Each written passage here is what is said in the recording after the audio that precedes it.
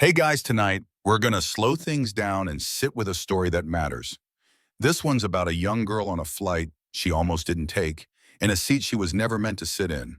It's about how being overlooked can turn into being exactly what someone needs, and how even the smallest voice, if it's brave enough, can change everything. Before we begin, please like the video and subscribe, but only if stories like this truly move you. Comment your city and the time you're watching. Now close your eyes or don't, it's your choice. Either way, you're about to witness something real. Amina Harris grips the frayed straps of her backpack like they're the only solid thing in the world.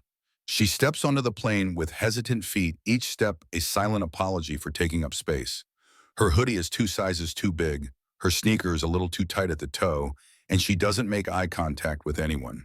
The overhead bins click shut around her like gates, but she keeps walking, double-checking her boarding pass over and over like she expects someone to snatch it away and say, "Sorry, mistake."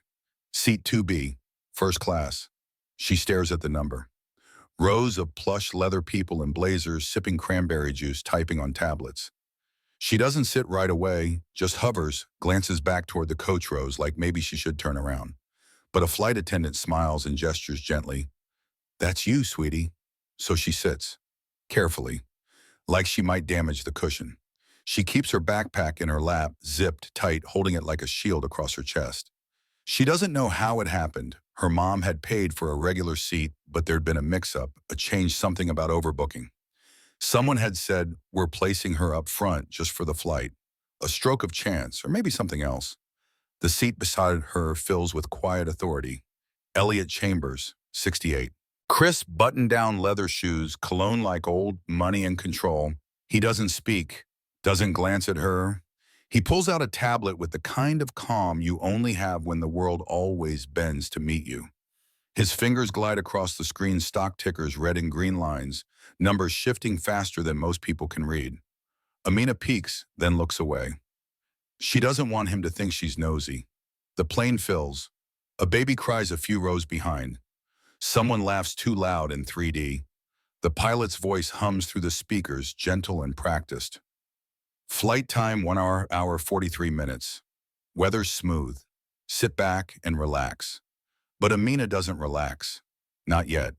She keeps her fingers wrapped around a paperback in her lap, worn and half read. She doesn't open it, just holds it.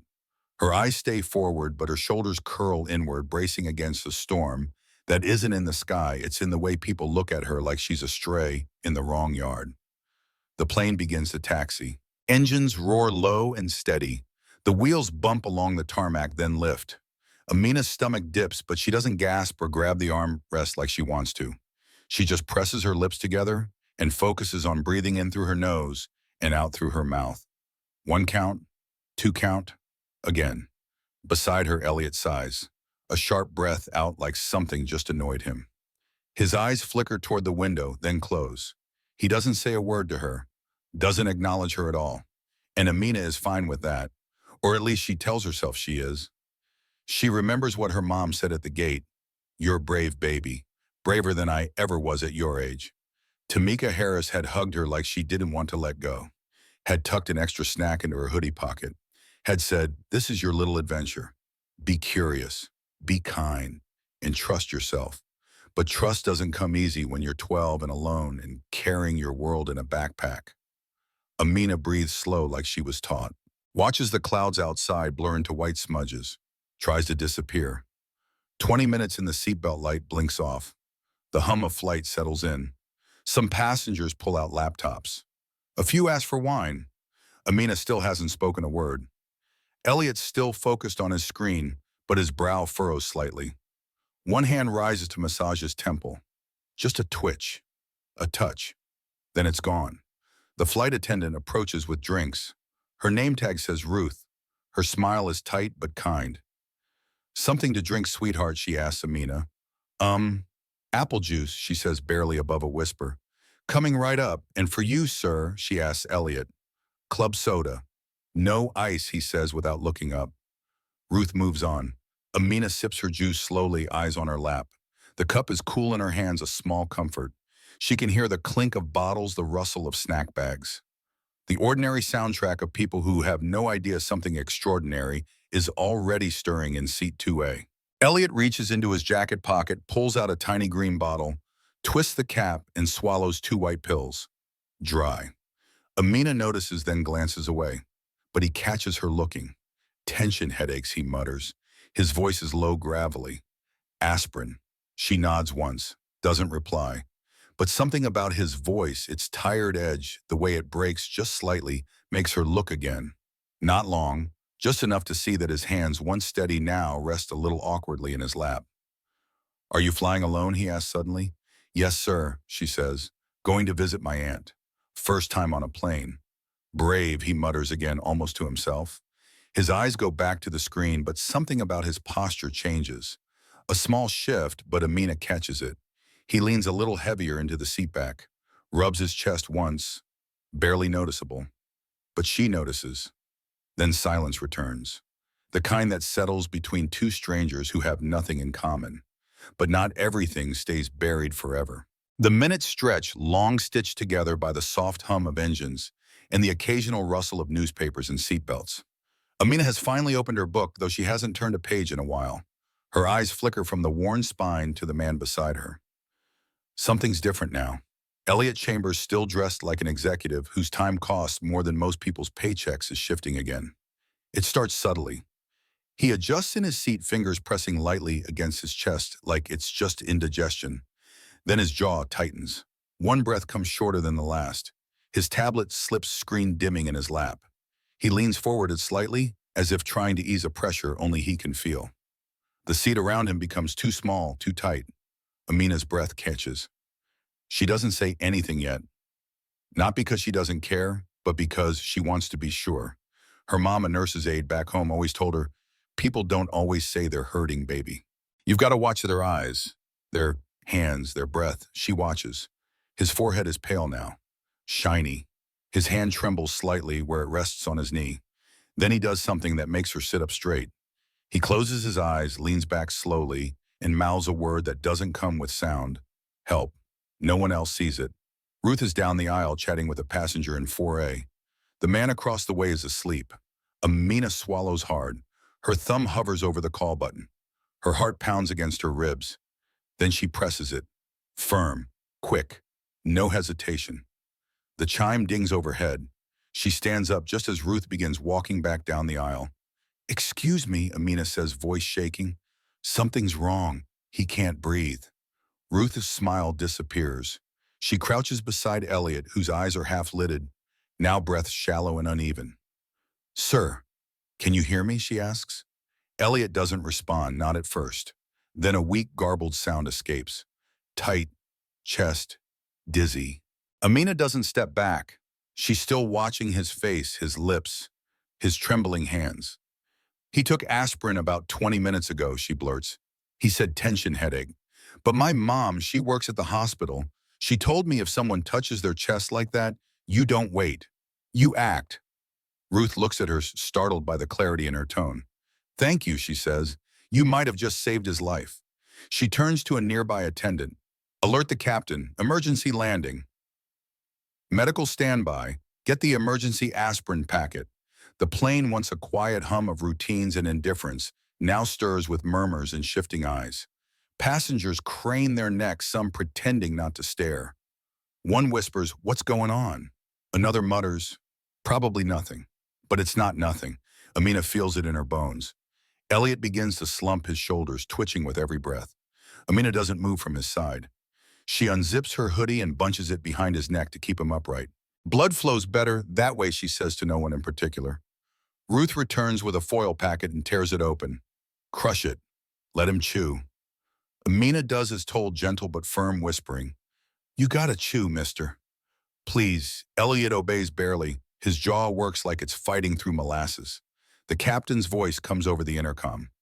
Ladies and gentlemen, due to a medical emergency, we will be making an unscheduled landing in Memphis. Please remain calm and stay seated.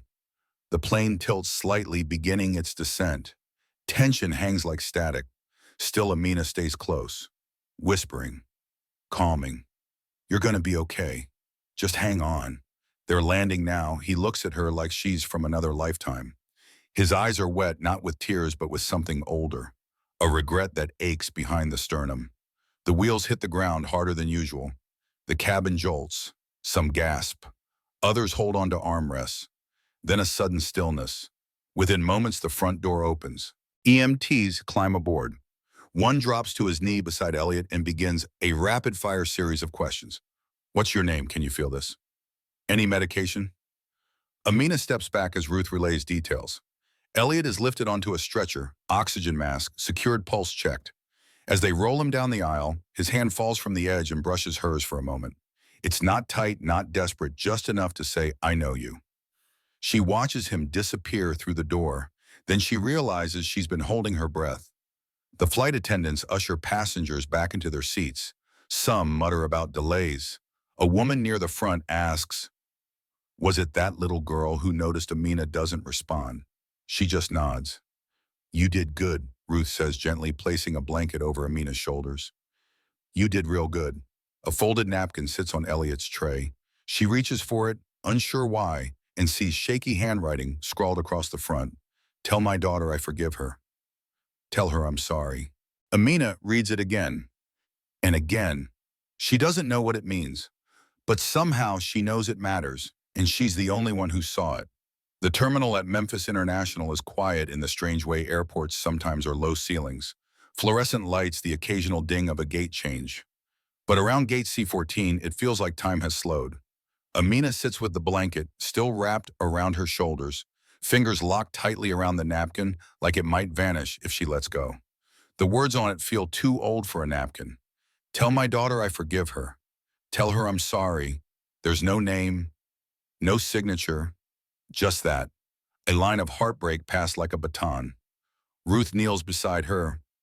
Honey, someone from the airline is going to come talk to you, okay? You're not in trouble. You did everything right. Amina nods, unsure if she should feel proud or scared. A woman approaches, tall and professional, a navy blazer and badge clipped to her blouse. Hi, Amina. I'm Carla. I'm with the airline. We just need to ask a few questions. Can you walk with me? Amina follows her to a quiet area near the staff lounge. It's cooler here. Quieter. The buzz of the terminal feels like it's coming from another planet. Carla gestures to a seat. Amina sits, backpack still on. Do you know the man's name? Carla asks gently. Elliot. That's all he said. Carla nods. Did he say anything else before the emergency? Amina hesitates, then unfolds the napkin and places it gently on the table. Carla reads it. Her expression doesn't change much, but something in her shoulders shifts, like weight settling. Thank you, she says softly, folding it with care. A moment later, a woman with silver hair and a tablet in hand walks in. She's flanked by two men in suits. She looks important, and she walks like she has a meeting in 5 minutes even now. She stops in front of Amina and crouches slightly. Hi there, I'm Nadine.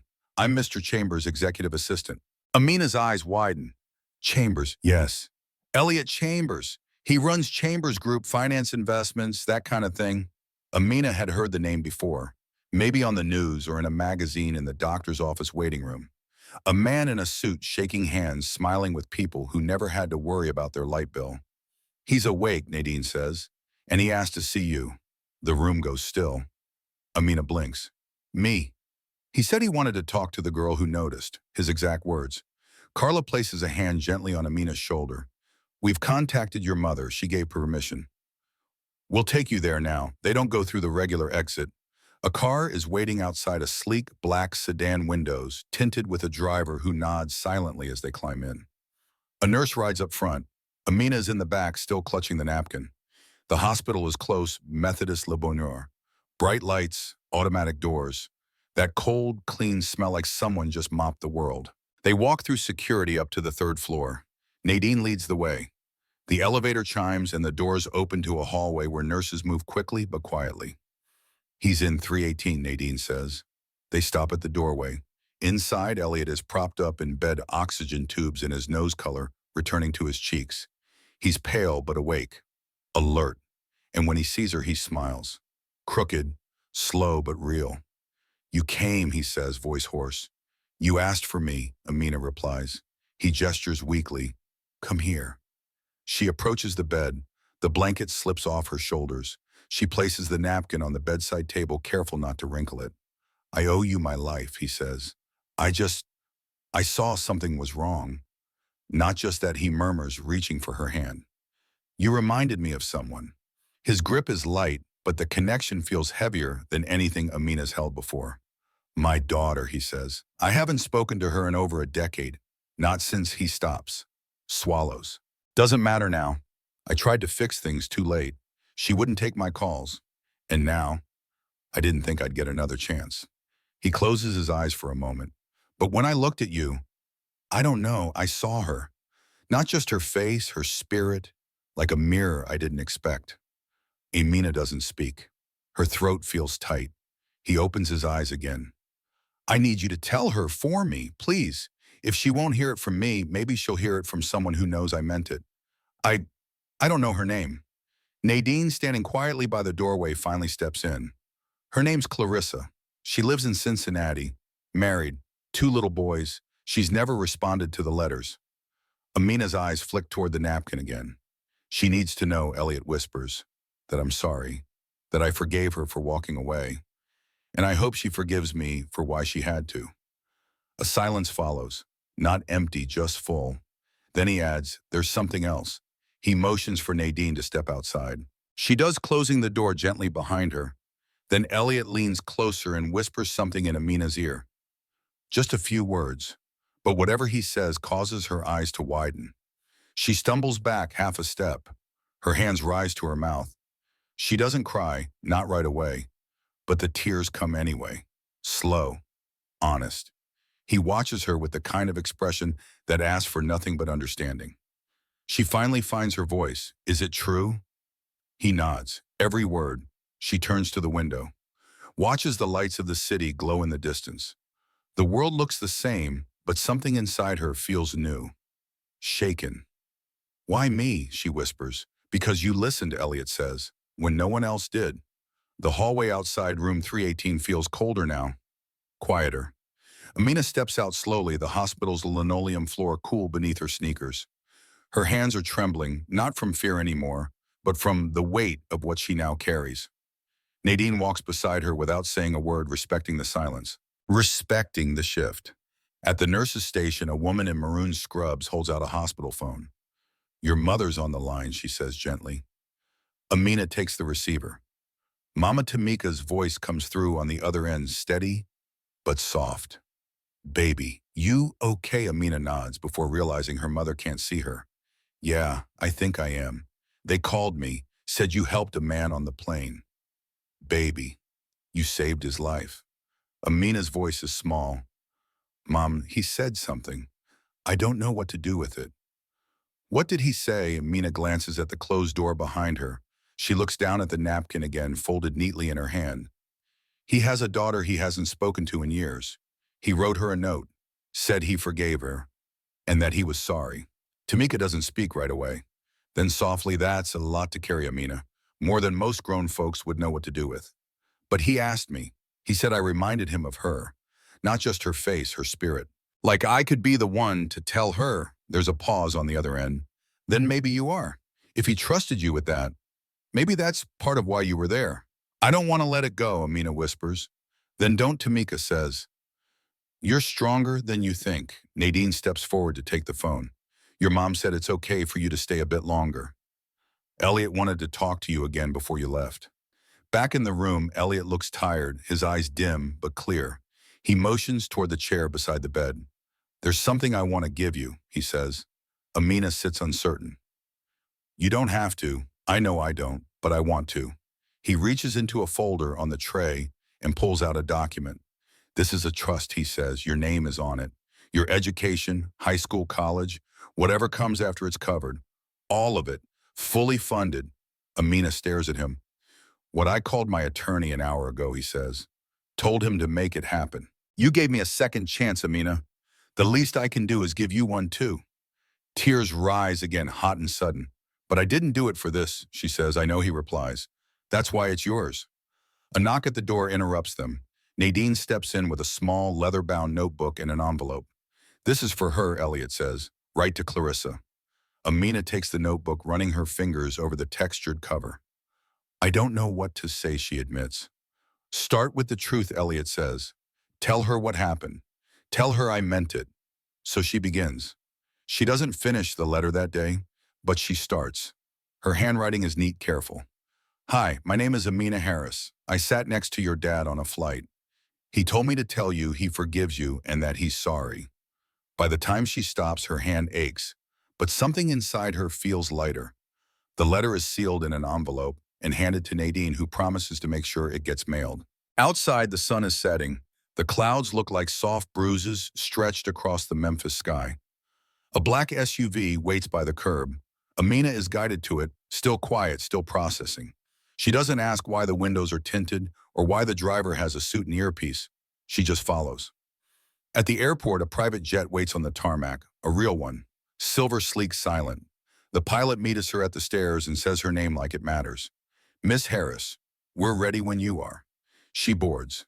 The inside smells like leather and citrus. No cramped rows, no judgmental stares, just space, peace. She leans back in the seat, stares out the window, and clutches the notebook to her chest. Back in Baton Rouge, Tamika stands at the arrivals gate. The moment Amina steps off the plane, they fall into each other's arms. Not a word is spoken, not at first, just the kind of hug that says everything. They drive home in silence, the kind that heals. Then, passing an old gas station near their neighborhood, Amina finally speaks. Mama. Yeah, baby. Did you mean it, that I'm stronger than I think? Tamika keeps her eyes on the road. Every word. Amina leans her forehead against the window. I feel like I've been living someone else's story the past 2 days. Her mother gives a quiet laugh. Sometimes that's how life works. Throws you into someone else's story so you can understand your own. When they arrive home, there's a letter waiting on the kitchen table. Gold envelope. No return address. Just her name in elegant black ink. She opens it carefully. Inside is another letter from Elliot, and a folder with university logos and scholarship paperwork. You reminded me of who I used to be, the letter says. Someone brave, someone who listened, someone worth being. She finishes reading it, and this time she says the words out loud. He said, I matter. Tamika doesn't cry this time. She just nods. You always have. The envelope from Elliot stays on Amina's nightstand like a stone, with warmth, weighty, solid, not heavy with burden, but with meaning. She reads it more than once in the days that follow. Not to memorize it, but to feel the truth of it settle deeper inside her each time. Her routine resumes quietly. School, homework, the clatter of lunch trays. But something inside her has shifted. She notices more now, the quiet kid in the corner, the way some teachers look through certain students, how people talk around others without seeing them. She recognizes what silence can hide, what pain looks like when it doesn't shout. She doesn't tell anyone at school about what happened. Not the private plane, not the scholarship, not the man whose life she helped save. She just watches, listens. And when she sees someone sitting alone at lunch, head down, arms wrapped around themselves, she chooses a different table than she normally would. Hey, she says one afternoon, placing her tray beside a girl with tight braids and a worn notebook. You want to trade snacks? The girl looks up, startled. Sure. Amina hands over her crackers and accepts a small bag of grapes in return. No grand gesture. Just a beginning. That weekend, she pulls out the notebook again, the one Elliot gave her in the hospital. This time, she isn't writing for him, She's writing for his daughter. Hi, Clarissa, she begins. I don't know you, and I'm not sure if you'll want to hear from me. But your father asked me to write. He didn't ask me to fix anything, only to carry a message that he forgives you, that he's sorry, and that he never stopped loving you even when he didn't know how to show it. She pauses, chews the pen cap, then continues. I don't know what happened between you two, but I do know this: when he looked at me, he didn't see a stranger. He saw someone he'd lost, someone who mattered. And I think he hopes that maybe you'll remember how much you mattered too. She signs it, folds the letter, slips it into an envelope, and seals it tight. Her mother promises to mail it on Monday. Weeks pass. Life continues. There's no response. No dramatic moment at the mailbox. No teary reunion. But that's okay. That was never the point. The act of sending the letter was enough. Elliot recovers slowly but steadily. Every few weeks, Amina receives an update, a check-in, a new folder from a university, a note from his assistant. He's asking about you. still talks about you like you're his second chance. At night, Amina sometimes lays awake wondering how one flight, one seat she was never supposed to have became a doorway. And yet that's what it became. She thinks about Elliot, about how he nearly died sitting in a room full of people who didn't see him, about how she saw something no one else did, and how he in turn saw something in her that changed both of them. And she realizes something: courage doesn't always look like standing up. Sometimes it looks like sitting still and paying attention. Sometimes it sounds like a 12-year-old voice saying, "Excuse me, I think something's wrong." Sometimes it's the whisper that gets heard when no one else was listening. Because the truth is, some people don't know they're waiting to be seen until someone like Amina looks at them and doesn't flinch. At the end of the school year, Amina's guidance counselor pulls her aside. "You know there's something different about you," she says. "Not louder, not bigger, just more sure." Amina shrugs. "I guess I just see things now." The counselor nods. "Keep seeing them." And she does. One choice, one voice. That's all it took. But that voice keeps echoing, not in headlines or awards, but in smaller ways. A girl at school who smiles back. Now, a nurse who remembers Amina's name when she visits her mom at work. A man in Cincinnati who finally reads a letter addressed to his daughter and realizes she's not lost to him. Not fully. And Amina, she grows, learns, lives. She keeps the hoodie she wore on that flight tucked in the back of her closet. Not because it's special, but because it reminds her who she was before she knew her own strength. One day, years from now, when she walks across a college graduation stage in a cap and gown paid for by a man she once saved at 30,000 feet, she'll remember all of this not as a miracle, not even as a big moment, but as a quiet truth. That sometimes when the world tells you to sit down, keep your head low, and stay quiet, what really matters is being brave enough to speak anyway. And what you say doesn't have to be loud. It just has to be real. Because the most powerful stories don't always end with a roar. Sometimes they begin with a whisper.